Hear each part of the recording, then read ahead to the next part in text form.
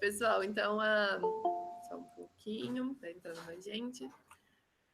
A nossa aula de hoje vai ser sobre as formas de contratação. A Vivian tá falando ali... Ai, meu Deus do céu, tem um cachorrinho aqui, ó, que aparecer na nossa aula. Oi, gente! Eu quis dar uma olhadinha aqui em vocês. Oi, Jesus amado!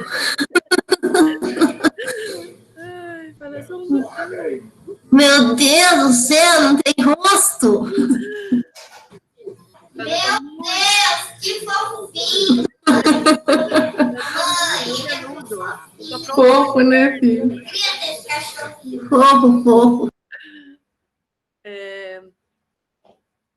A Vivian tá falando ali que não tá escutando, mas acho que é só com ela, né? Todo mundo, os outros estão me escutando, né? Pessoal, então a nossa aula de hoje é sobre as formas de contratação dos arquitetos e urbanistas. A gente vai falar um pouquinho, né, de que maneiras o arquiteto pode ser contratado. Basicamente, né, a gente pode ser empregado, ou ter nosso próprio negócio, ou trabalhar para um órgão público, mas a gente vai entender um pouquinho que leis regem isso, e também falar um pouquinho sobre o contrato de prestação de serviços, que é um elemento muito importante na nossa profissão. Então, a gente vai falar um pouquinho. Ainda tem gente entrando aqui, marcando. Então, Wesley e Gabriela Zamay.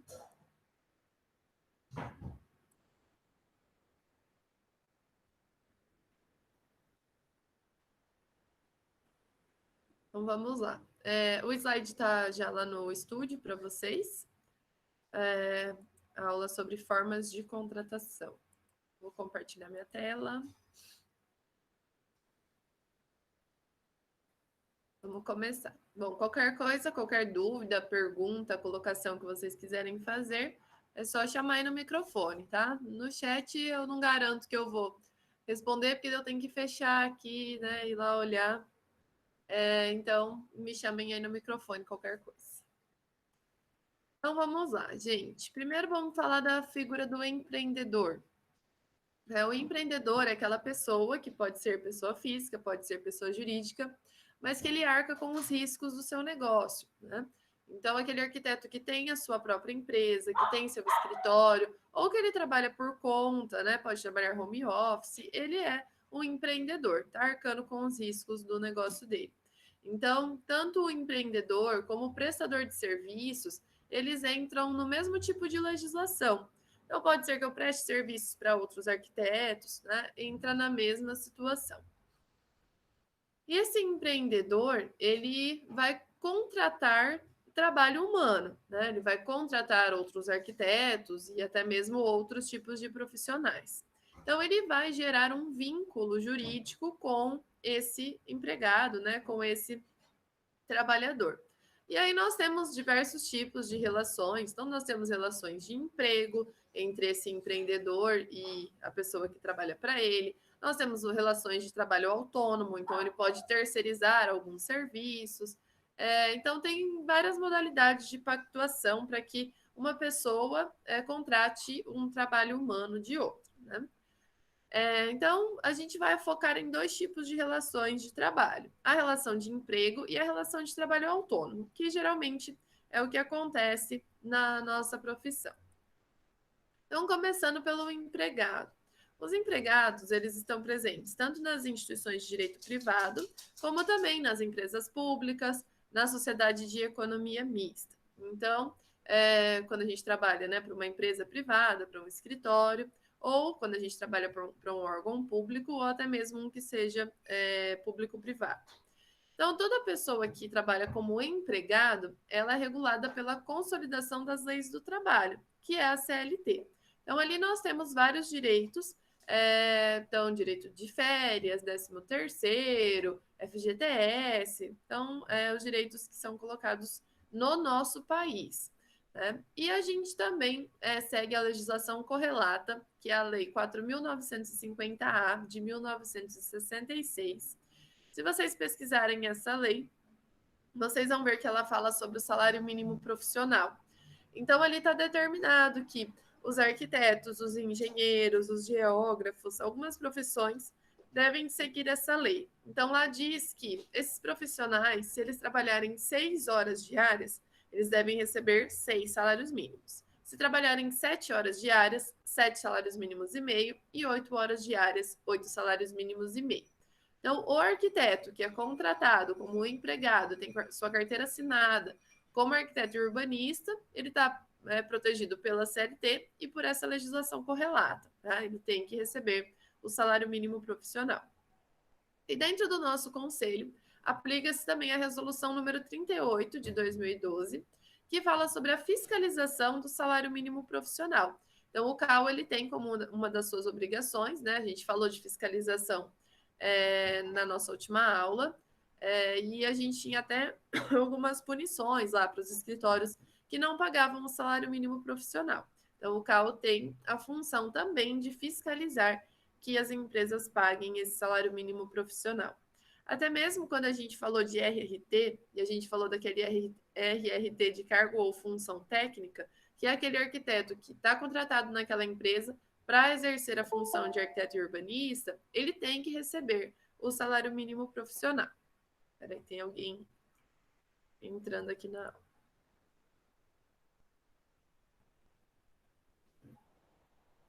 Beleza? Então, quem tem essa relação de emprego deve, né, está protegido por essas leis. Então, o que caracteriza uma relação de emprego? A gente precisa ter subordinação, ou seja, uma pessoa que cumpre as determinações daquela empresa ou daquela pessoa para quem ela trabalha. Tem a onerosidade, então eu faço meu trabalho e recebo meu salário. Não eventualidade, exerço o trabalho com regularidade e pessoalidade. Então, o empregado é uma pessoa física e o meu empregador, ele é sempre o mesmo. Então, eu vou me usar de exemplo, né? Eu sou empregada do Sesumar. Então, eu sou subordinada às determinações da faculdade, né, da universidade. Então, eles passam as ordens e os professores seguem. A gente trabalha nas nossas horas e recebe a nossa remuneração por elas. A gente tem que exercer nosso trabalho com regularidade, então nós temos nossos horários de trabalho, mesmo que eles não sejam horários tipo das 8 às 6 da tarde, nós temos o cumprimento de determinadas cargas horárias e a gente tem a pessoalidade. Então, eu sou pessoa física contratada pela empresa que é a Unicesumar, tá? Então, eu tenho uma relação de emprego. Pode acontecer de uma pessoa trabalhar para alguém, ter uma relação de emprego, porém não ser registrada. E aí, nesse caso, pode acontecer um processo trabalhista, onde a pessoa possa exigir os seus direitos, porque por mais que ela não estivesse trabalhando de carteira assinada, o tipo de trabalho dela caracterizava uma relação de emprego. Então tem que tomar um pouquinho de cuidado com isso. Agora, o arquiteto ele também pode trabalhar como um servidor público, que é quando ele tem um vínculo de trabalho profissional com um órgão público ou com uma entidade da administração pública. Aqui muitas pessoas se perguntam, né, por que num concurso de prefeitura pode ter um salário menor que o salário mínimo profissional do arquiteto? A gente sempre pensa, né? O órgão público deveria dar o exemplo. Porém, os órgãos públicos são regidos por regimes jurídicos próprios da União, dos estados, do Distrito Federal ou dos municípios. Ou seja, eles podem determinar os salários que eles quiserem, né? Então, o aumento salarial, benefícios dos servidores, são leis específicas da administração pública. E aí, para estes fins, né, tem os sindicatos dos funcionários públicos ou sindicatos que representam as categorias específicas, eles podem pressionar para que os órgãos públicos mudem, né, essa questão de salários ou benefícios de acordo com o interesse da classe. Mas então, esse tipo de contratação realmente pode ser feita sem o salário mínimo profissional.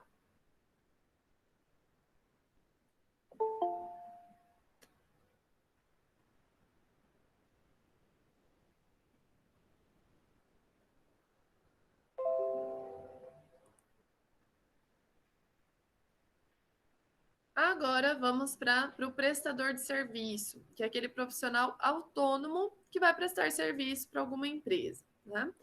Então, o prestador de serviço, assim como o empreendedor, o dono da empresa, né? Ele vai seguir essas duas leis. O Código Civil, nos artigos 593 a 609, fala sobre esse tipo de profissional. E, muito importante, o Código de Defesa do Consumidor, que é a lei número 8.078 de 1990, tá? Então, quando a gente trabalha como autônomo, a gente deve seguir essas duas legislações. O Código de Defesa do Consumidor é importante que a gente tenha um conhecimento sobre ele, porque nós somos, então, nos encaixamos aí, né, nessa prestação de serviços, e o nosso cliente é o consumidor dos nossos produtos e serviços. E é bom que a gente fique atento a várias situações que a gente encontra ali no Código de Defesa do Consumidor, para que a gente não tenha problemas futuros no atendimento desse cliente.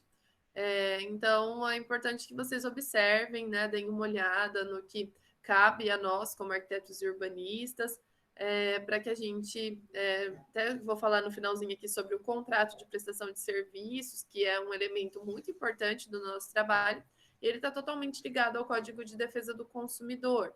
Quando a gente estudou lá a tabela de honorários, que eu falei de orçamento com vocês, também a gente viu que esse tipo de documento, né, o orçamento em si, ele é exigido pelo Código de Defesa do Consumidor. Então, o trabalhador autônomo, ele vai trabalhar por conta própria, né? Então, ele tem liberdade de horário, ele tem variação de remuneração, ele arca com os riscos da sua subsistência, né? Então, ele vai cobrar o valor dos honorários dos seus serviços e é desses honorários que ele vai viver. Então, vou dar um exemplo aqui. Eu trabalhei em um escritório, primeiro como empregada e depois como uma prestadora de serviços. Então, quando eu trabalhava lá como empregada, o que acontecia? Né? Eu ia até lá, cumpria meu horário das 8 às 11h30, da 1h30 às 6. E aí eu cumpria as determinações, tudo que era mandado eu fazer, eu fazia, né, lá dentro da empresa. Eu ganhava meu salário fixo todos os meses, né? E eu era lá pessoa física trabalhando para aquela empresa. Depois de um tempo, quando eu comecei a dar aula, daí começou a ficar meio complicado, né? Trabalhar o dia inteiro com horário fixo e dar aula. E aí eu passei a ser uma prestadora de serviços para esse escritório. E aí o que acontecia? Eu não precisava ir lá todo dia, das 8 da manhã às 6 da tarde. Eu trabalhava, eu ia lá quando era necessário, trabalhava nos horários que eu precisava, podia trabalhar em casa também. E aí eu fazia os serviços que eram interessantes, né? Então, o serviço que eles tinham lá para fazer, eu pegava alguns serviços, dizia o meu valor por aqueles serviços, então eu que estava arcando com os riscos, né, da minha subsistência, tá? Então, eu tive dois tipos de relações de contrato de trabalho com a mesma empresa, só que são relações diferentes. Então, na grande maioria dos casos, o arquiteto e urbanista ele é contratado via caráter personalíssimo, principalmente pelos particulares. Então, o que seria isso? É quando a gente tem lá o nosso escritório, né? Ou a gente trabalha por conta, e daí o cliente liga ou vai lá até nós e diz: eu quero te contratar para fazer um projeto para mim, para executar uma obra. Então, ele vai até mim e me contrata para fazer esse serviço, tá? Então, geralmente, na maior parte dos casos, é assim que a contratação acontece. A ASBEA, né, a Associação Brasileira dos Escritórios de Arquitetura, ela aponta 3 tipos de contratação. Então, ela diz que nós temos o convite direto, a seleção restrita e a licitação, tá? Então, aqui estamos falando, no caso, da contratação de um serviço do arquiteto urbanista, tá? Então, do cliente, né, que contratou o serviço de um arquiteto urbanista. Então, o convite direto, geralmente é um cliente particular, e ele vai chegar até o arquiteto e vai convidá-lo para fazer, né, o trabalho para ele, né, para fazer aquele serviço. Então, é o mais comum de acontecer. Em alguns casos também é feita uma seleção restrita. Então, o cliente ele pré-seleciona, em função de algum mérito, né, alguns arquitetos, alguns escritórios, e submete, né, o pedido de projeto a uma seleção. E por último, nós temos a licitação. A licitação geralmente acontece quando o poder público precisa contratar um serviço terceirizado. Pode ser um serviço de projeto, pode ser um serviço de execução de obra, tá? Então, o município, a prefeitura, por exemplo, ela não pode simplesmente assim, eu preciso de um projeto para uma escola. Eu vou contratar um arquiteto tal, né? Não, ela tem que fazer uma licitação. E aí, nessa licitação, vai ser escolhido entre várias empresas, vários arquitetos, qual deles vai fazer o serviço. Porque senão, né, vamos supor lá que o prefeito tem um filho arquiteto. Né? Se não tivesse a licitação, ele poderia sempre escolher o filho dele para fazer o projeto. Né? Então, a gente tem que ter esse processo de licitação. Então, essa lei de licitação, ela é a lei 8.666, de 21 de junho de 1993. Essa lei ela já passou por algumas mudanças e há alguns anos ela vem tentando ser reformada. Então, se vocês pesquisarem sobre nova lei de licitações, no site do CAL mesmo tem um monte de notícias sobre isso. Por quê? Estão tentando fazer algumas mudanças na lei de licitação, algumas que o CAU concorda, outras não. E aí o CAU ele vem sempre sendo chamado na Câmara dos Deputados, no Senado, para debater esse assunto. Né? Então, nós temos algumas questões que eu vou explicar agora para vocês sobre a licitação, principalmente de projeto arquitetônico, em que o CAU acha alguns tipos de licitações mais justas do que outros. Tá? Então, a licitação, ela tem várias formas de ser feita, tá? A gente vai focar aqui em 4 tipos, mas existem outras formas de licitação.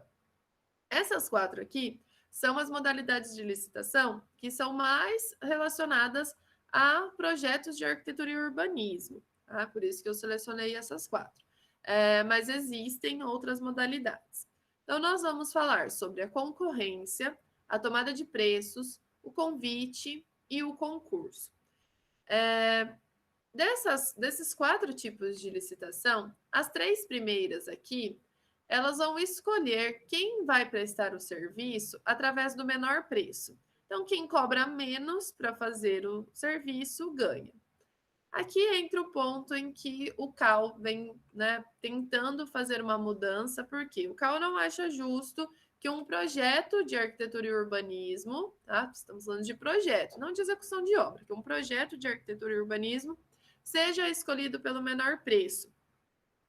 Então, o CAU defende esse 4º tipo de licitação, que é o concurso, né? Porque daí o concurso, a gente já tem um valor fixo e aí vai ser escolhido o melhor projeto, tá? Então, é aí que se difere o concurso das demais licitações. Então, o concurso escolhe por qualidade e os outros escolhem por menor preço, tá?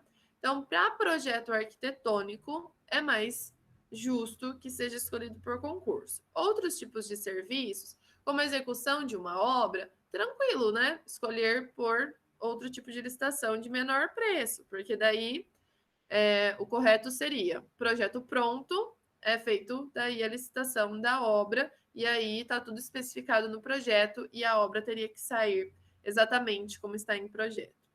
Porém, né, vou falar aqui um pouquinho para vocês de um tipo de licitação que não está aqui, mas que foi criada na época da Copa do Mundo aqui no Brasil, que é um tipo de licitação chamado RDC. Quando a gente teve a Copa do Mundo aqui, as nossas obras estavam super atrasadas, né? E aí o governo precisava contratar muito rapidamente as construtoras para reformar os estádios, para construir alguns estádios, para construir a infraestrutura, né, para chegar aos estádios. E aí, se vocês derem uma pesquisadinha aí, tem várias infraestruturas que não ficaram prontas, Por exemplo, eles instalaram vários VLTs, né, os veículos leves sobre trilhos, em algumas cidades, e Fortaleza, por exemplo, acho que até hoje não terminou. Eu acho que no de Cuiabá, ele não tem como terminar, porque deu tanta patologia que ninguém sabe o que fazer com aquela obra. Então, né, a gente teve vários problemas aí com essas obras. E qual que é um fator, né, que fez com que a gente tivesse esses problemas? Esse tipo de licitação, ele permite que o governo contrate o projeto arquitetônico e a execução da obra juntos. Agora, pensem comigo. Como que você diz quanto você cobra para executar uma obra, e executar no sentido que você vai comprar material, que você vai entregar aquela obra pronta, se você não tem projeto? Então, se você não sabe o que vai ser reformado, se você não sabe o que vai ser construído, como que você faz um orçamento para executar essa obra? Não é possível, né? Então, essas empresas, elas, né, deram um chute lá de valor do que elas iam fazer. Aí foi desenvolvido o projeto, e aí, a partir do projeto, foi desenvolvida a obra. Só que daí, o que essas empresas faziam, né? Elas iam precisando de aditivo, porque elas diziam, eu não sabia que ia precisar disso, porque não tinha projeto, eu vou precisar de mais dinheiro. E assim, aconteceu todo o problema, né, das construtoras e no nosso país, né, vários problemas de corrupção, porque era como se o governo desse um cheque em branco na mão dessas construtoras, né? Então, esse tipo de licitação, o CAL queria que não existisse, né? Então, que fosse feita a licitação do projeto arquitetônico e aí depois fosse feita a licitação da obra. Tá? Então, daí a licitação da obra é feita com o projeto pronto. Tá? É uma questão também de planejamento, né? Muito importante. Então, nós temos, né, várias questões aí polêmicas sobre a licitação no nosso país. Tá? Mas vamos falar desses 4 tipos aqui, né, como funcionam, quais as diferenças entre eles. Então, como eu disse, as 3 primeiras aqui vão ser escolhidas pelo menor preço. Porém, elas vão se diferir em questão de valores, em questão de alguns processos de como essa licitação é feita. Então, a primeira, que é a concorrência, ela requer publicação de edital. Então, o que isso quer dizer? Que precisa aparecer no jornal, né, que essa licitação por concorrência está acontecendo. E aí, nessa publicação, a prefeitura, ou né, o órgão público que esteja fazendo a licitação, ele vai colocar lá, né, qual é o serviço que tem que ser prestado e quais são os requisitos mínimos que esse licitante precisa ter para participar dessa licitação. E aí, qualquer pessoa que se encaixe nesses requisitos que foi colocado ali na publicação pode participar dessa licitação. E aí, essa pessoa ela vai fazer ali um orçamento, né? Dizendo quanto ela cobra para fazer aquele serviço. Esse tipo de licitação, a concorrência, ela é uma licitação um pouco mais demorada, onde são verificadas várias documentações, né? Então, ela é obrigatória apenas para quando o órgão público vai fazer alguma compra acima de 650 mil reais, ou se forem obras e serviços de engenharia, obrigatórios acima de 1,5 milhão. No caso da tomada de preços, ela também requer publicação em edital, como a concorrência, porém, os interessados eles precisam fazer um pré-cadastro, que tem que acontecer até o 3º dia antes da entrega das propostas de valores.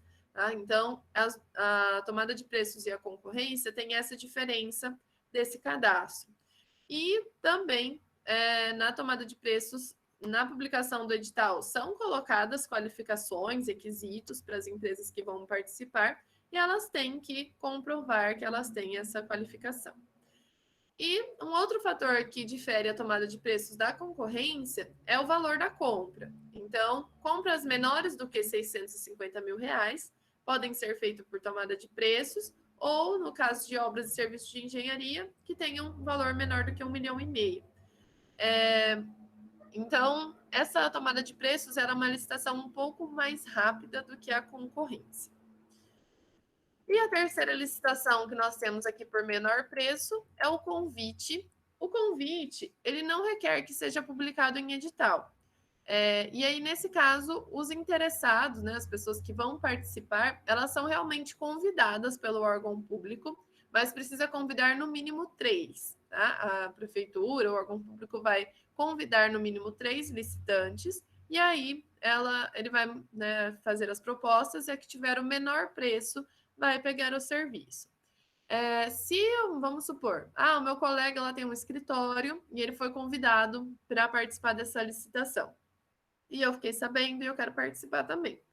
Eu posso participar também, tá? Então, se eu quiser demonstrar interesse num prazo de até 24 horas antes da apresentação das propostas, eu vou poder participar dessa licitação. E a licitação por convite tem um limite de preço. Então, ela só pode ser feita em compras de até R$80 mil, ou, no caso de serviços e obras de engenharia, de até R$150 mil. Então, como ela é uma licitação um pouco mais livre, né, para o órgão público, tem uma limitação de valores. Beleza? Então, essas 3 licitações, o órgão público ele vai escolher entre qual das empresas vai prestar serviço para ele, de acordo com o menor preço. E agora vamos para o concurso.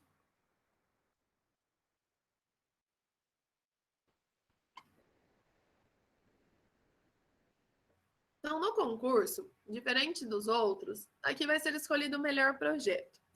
Então, geralmente tem uma comissão julgadora, e o prêmio, a remuneração do vencedor, ele já é definido lá no edital, lá no início, né, do processo. Então, todas as regras do concurso, elas são publicadas com uma antecedência de 45 dias do dia da entrega das propostas, e aí vai ser escolhido aquele que tiver o melhor projeto, né? Também, assim como a concorrência e a tomada de preços, precisa de publicação na imprensa oficial, em edital, certo? E a gente encontra concursos públicos e a gente também encontra alguns concursos privados, tá? Então, cada um tem as suas regras, e aí a gente tem que observar tudo certinho, o que tem que ser feito. Então, a gente vai falar um pouquinho sobre os concursos públicos de arquitetura e urbanismo. Então, realizar concursos públicos para a contratação de projeto arquitetônico e urbanístico é uma reivindicação histórica dos arquitetos e urbanistas desde a criação do IAB, lá em 1921. Então, a gente tem, né, essa ideia de que, se a gente escolher os melhores projetos, a gente vai ter uma qualidade de vida melhor nas cidades, a gente vai ter prédios com uma qualidade melhor, espaços urbanos com uma qualidade melhor. E, além disso, o concurso ele promove muito debate, né, com a própria sociedade, e a gente pode dizer que esse critério é muito mais justo do que o critério de menor preço para esse tipo de serviço. E o concurso público, ele pode ser feito para construções novas ou para reformas, né? Então, qualquer edifício público, escolas, parques também, bibliotecas, programas de habitação, recuperação de patrimônio histórico, entre outros. E a gente, no Brasil, não tem um histórico aí muito contínuo, né, de concursos, mas a gente vê na Europa, nos Estados Unidos, que desde o século XIX tem esse pensamento, né, dos concursos, e eles acontecem de maneira muito mais contínua do que aqui no Brasil. Então, a França, por exemplo, ela possui uma lei sobre concurso público desde 1977, e lá 90% dos projetos escolhidos nas competições, eles têm as suas obras executadas também pelos arquitetos vencedores. Então, as vantagens de fazer um concurso público a questão do debate sobre a arquitetura, né? É algo que a gente já falou algumas vezes aí nas nossas aulas, que o brasileiro não tem a cultura da arquitetura, então construir esse debate arquitetônico, né, por conta do concurso, pode ser uma forma de trazer a arquitetura para mais perto das pessoas. Além do que, se a gente tem concursos e a gente tem grandes projetos, as pessoas elas começam a perceber a diferença, né, de um bom projeto e de um mau projeto. Isso também abre oportunidades de trabalho, porque os arquitetos urbanistas que fazem, né, que trabalham para fazer concursos, eles acabam sendo reconhecidos por esses concursos. Então, as pessoas, né, sabem quem eles são. Então, igual quando a gente vai procurar, às vezes, um correlato, a gente não procura lá correlatos de concurso. Então, a gente dá uma olhada quem ficou em primeiro lugar, quem ficou em segundo, quem ficou em terceiro, quais serão as menções honrosas, e assim a gente vai conhecendo esses arquitetos. E muitas vezes, até para nós, o segundo lugar é mais legal que o primeiro, e assim por diante. Também estimula essa participação, né, cultural e cidadã, e é muito mais transparente, né, e um instrumento de gestão democrática dos recursos públicos, porque eu já determino o valor que vai ser pago, e aí é o melhor projeto que vai vencer. Porque muitas vezes, se eu faço uma licitação por menor preço, a pessoa que cobrar mais barato, não necessariamente ela vai fazer o melhor projeto. Pode ser que sim, mas pode ser que não, né? E os concursos públicos, eles podem ser feitos de várias formas. Então, eles podem ser de modalidades diferentes. Então, a gente tem os concursos de ideias e os concursos de projetos. Os concursos de ideias, eles apresentam apenas os conceitos gerais. Então, o arquiteto vai lá, apresenta um estudo preliminar, e aí é escolhido a partir do estudo preliminar. Os concursos de projeto já demandam uma elaboração de uma solução arquitetônica, né? Mais já técnica, né, para construção. E aí, com esses trabalhos já mais técnicos, são escolhidos os vencedores. Quanto à participação, pode ser tanto aberta quanto restrita. Aberta, qualquer profissional habilitado pode participar. Vontade de espirrar. Passou. Mas alguns concursos restringem a participação. Eles podem restringir por profissionais de uma determinada região, podem restringir por uma habilitação específica. Então, vai ter um concurso para fazer o projeto de um hospital. Eles podem restringir para arquitetos que, né, tenham experiência ou que tenham algum tipo de especialização na área. E também o concurso ele pode ser de uma única etapa ou de 2 etapas.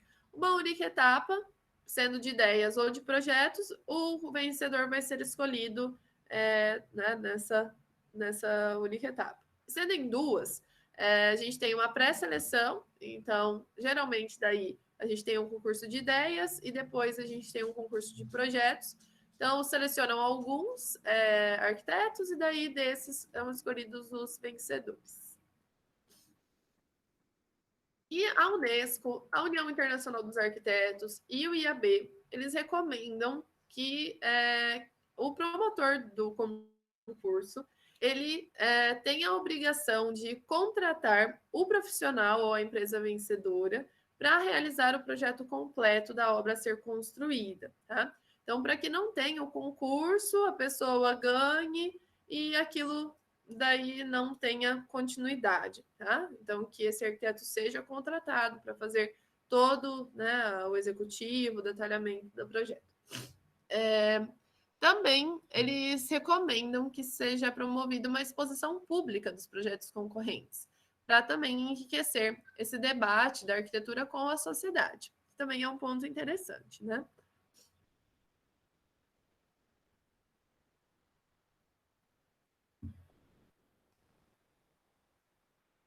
E por fim, vamos falar sobre o contrato de prestação de serviços. Quando eu falei lá da tabela de honorários com vocês, a gente viu que o arquiteto ele é obrigado a fazer um orçamento para o cliente. Então, o que acontece? O cliente vai lá me contratar, aí eu vou dizer para ele quanto eu cobro, né? Então, eu vou fazer um documento explicando o meu serviço e dizendo quanto eu cobro, como ele pode pagar e tudo mais. Pode ser que meu cliente queira negociar, e aí a gente vai sentar, vai conversar e vamos definir aquilo que fica bom para mim e para ele.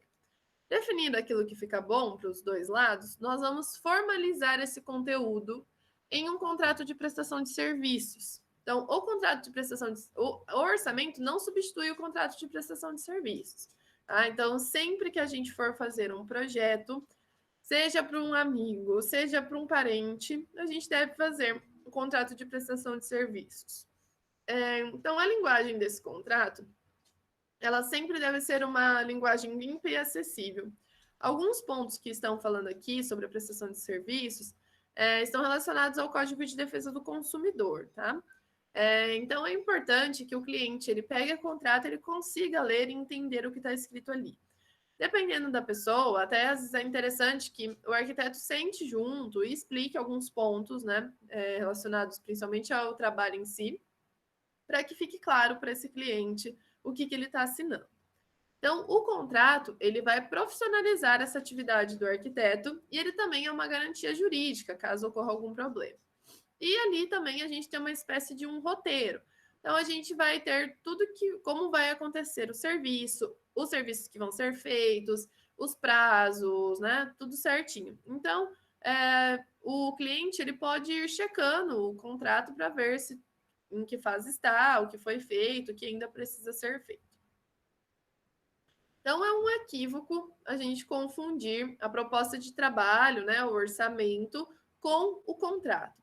Uma proposta de trabalho, ela, em um problema judicial, num processo que um cliente possa entrar contra você, ela é um indício de prova, tá? Assim como um e-mail que você tenha, um depósito em conta, mas ela não é o contrato de prestação de serviço, tá? Então, sempre depois que estiver tudo acertado com o cliente, a gente tem que formalizar isso num contrato. E nesse contrato vai estar expressando a vontade tanto do arquiteto quanto do cliente.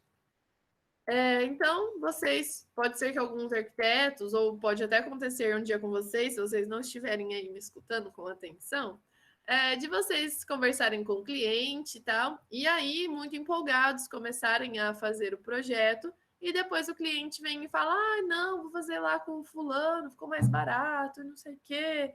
E aí você gastou tempo à toa, né? Então, a gente nunca deve dar início a nenhuma atividade sem assinar o contrato. Em algumas situações, isso também é do Código de Defesa do Consumidor, algumas situações que são algumas responsabilidades que nós temos como arquitetos e urbanistas, mesmo que elas não constem no nosso contrato, nós continuamos tendo essas responsabilidades. Então, quando a gente pega lá, igual a gente viu no bimestre passado, todos os nossos deveres, né, com o nosso cliente, com o meio ambiente, né, todos os deveres dos arquitetos e urbanistas, aquilo lá, independente se aquilo está no nosso contrato ou não, nós vamos ter que cumprir como arquitetos e urbanistas. Então, por exemplo, nós temos a obrigação como arquitetos e urbanistas de observar todas as legislações e todas as NBRs relacionadas ao projeto que a gente está fazendo.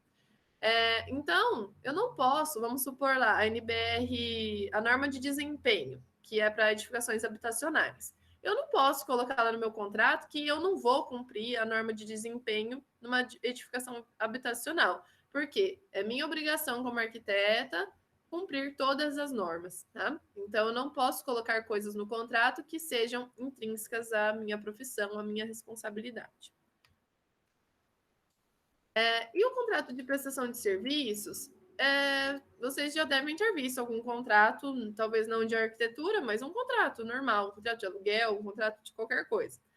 Então, um contrato ali tem um padrão, né? Então, primeiro vem a parte de qualificação, onde tem o nome dos envolvidos, os documentos, os endereços. Depois vem a parte do objeto, depois vem a parte dos prazos, do pagamento e as cláusulas penais. Então, o que difere, né, um contrato de prestação de serviço de arquitetura de um outro contrato de prestação de serviço? A maneira como eu vou descrever o objeto, que é o serviço que eu vou fazer para o meu cliente.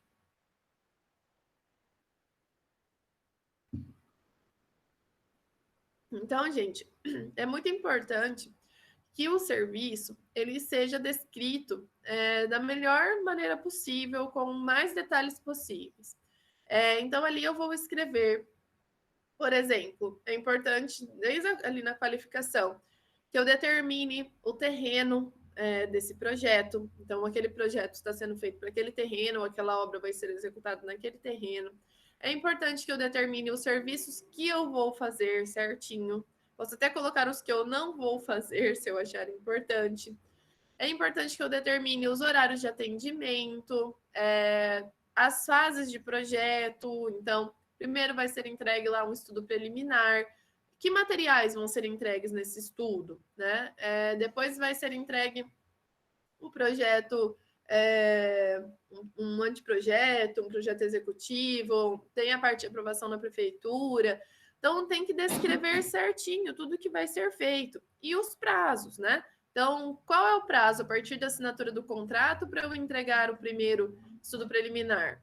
Vai depender do tanto de serviço que eu tenho. Então, eu vou determinar ali esse prazo, 15 dias, pode ser? E aí, quantas alterações eu vou fazer no projeto? Eu acho que 3 alterações é legal. Porque se a gente não determina quantas alterações o cliente pode fazer, muitas vezes ele fica alterando, pega lá o projeto, dá uma olhadinha e altera um negocinho, depois altera outro negocinho, e aí o projeto fica eterno. Então, a gente põe lá quantas alterações podem ser feitas. Se ele quiser fazer mais alterações, ele tem que pagar por isso, tá? É claro que vai do nosso bom senso também, às vezes alguma coisinha pouca, né?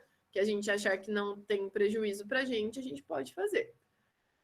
Então, todos esses fatores são importantes que estejam presentes ali nesse contrato de prestação de serviços. E depois, no fim, tem as cláusulas penais. Por quê? Pode ser que eu desista de fazer o projeto, e aí, né, eu vou ter lá a minha pena por isso.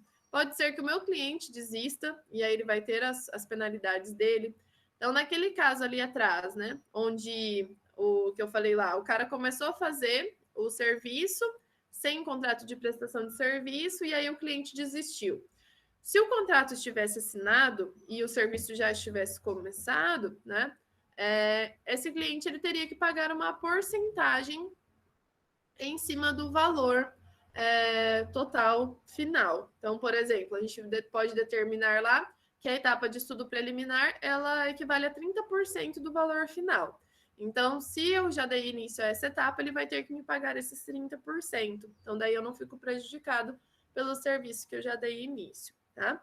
Então, gente, esse contrato é importantíssimo, tá? Deem muita atenção para ele.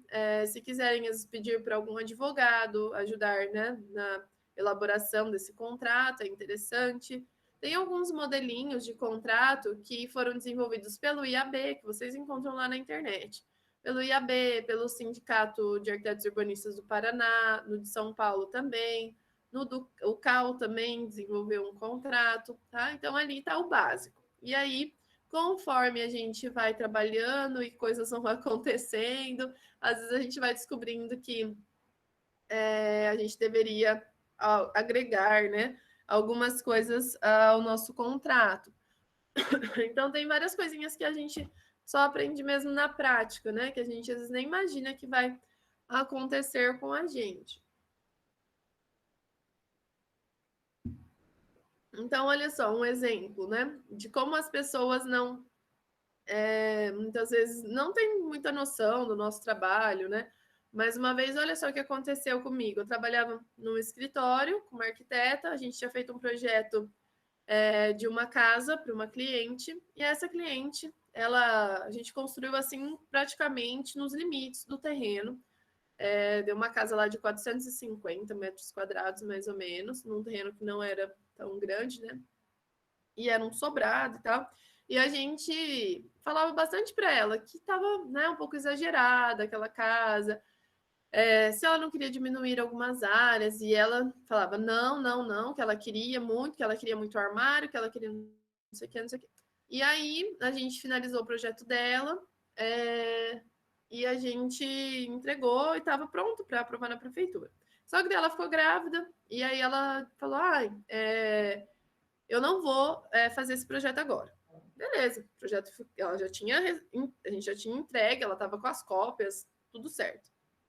E aí passou tipo um ano, ela veio conversar, ela ligou que ela precisava falar com a gente, que ela queria fazer uma alteração no projeto. E aí, na época, eu já nem trabalhava mais nesse escritório como empregada, né? Trabalhava prestando serviços, e daí eu fui até lá para conversar com ela, né? E aí ela chegou pra gente e falou assim: então, eu não quero mais uma casa tão grande, né? Porque acho que ela percebeu o trabalho todo que ela teria, e daí tinha tido filho e tudo. E aí ela pegou e falou assim: eu quero uma casa de uns 250 metros quadrados. E na cabeça dela, isso era uma alteração. Só que pra gente não era uma alteração, a gente tem que fazer o projeto do zero, né? Não dá para simplesmente você pegar um projeto de 450 metros quadrados e diminuir ele para um de 250, né? Tinha que fazer tudo de novo. E, gente, aquele dia, assim, eu fiquei muito indignada, porque ela não entendia que aquilo não era uma alteração, né? Que ela tinha que pagar de novo para fazer aquele projeto. Então, se a gente não tiver totalmente protegido pelo nosso contrato, né? Às vezes a gente passa por umas situações assim e daí a gente não sabe bem como, né, resolver isso. Então, no nosso contrato tem que estar tudo certinho ali para que a gente tenha um respaldo, né, quando problemas acontecerem, tá bom? Ai, até cansei de tanto que eu falei. Então, gente, o nosso conteúdo de hoje é esse. Vocês têm uma atividade lá para fazer. Sobre esse conteúdo. Os slides estão lá no estúdio, tá? E tá bem tranquilinho, assim, acho que dá para responder de boa. Tem uma pergunta lá que até ela, né, não vai ter certo ou errado, que eu pergunto para vocês o que para vocês seriam, né, alguns pontos muito importantes que deveriam aparecer no contrato, tá? Então ali vocês podem colocar as opiniões de vocês, que daí na semana que vem, que a gente vai ter aula, né, de novo, eu vou dar uma olhadinha nas respostas de todo mundo e fazer uma listinha do que vocês colocaram, para daí a gente dar uma discutida, e daí se eu achar que está faltando algum ponto aí que vocês não pensaram, eu posso ir adicionando, tá? Deixa eu ver aqui a perguntinha no chat. Tá. A Vivian está perguntando lá como que funciona a questão de pagamento à vista, parcelado, né? Aqui vai da nossa negociação com o cliente.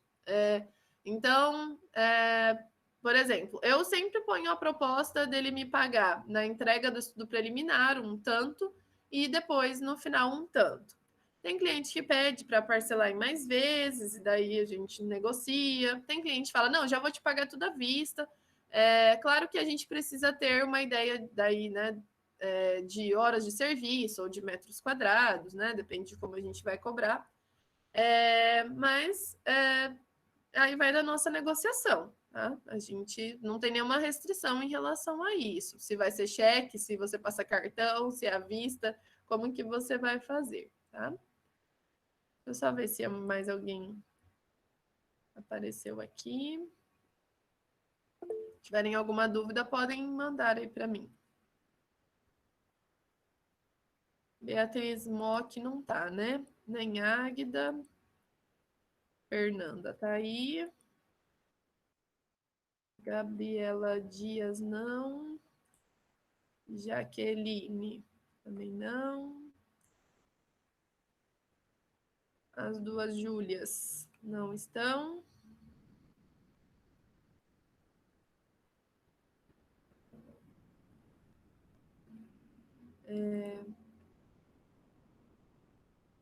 Kátia também não, né? Lohane não tá. Luísa também não. Mariana Navarro não. Mariane. Pedro não. Rodrigo também não. Thaís Amai também não, né? Pessoal, então é isso. Vocês não têm nenhuma dúvida?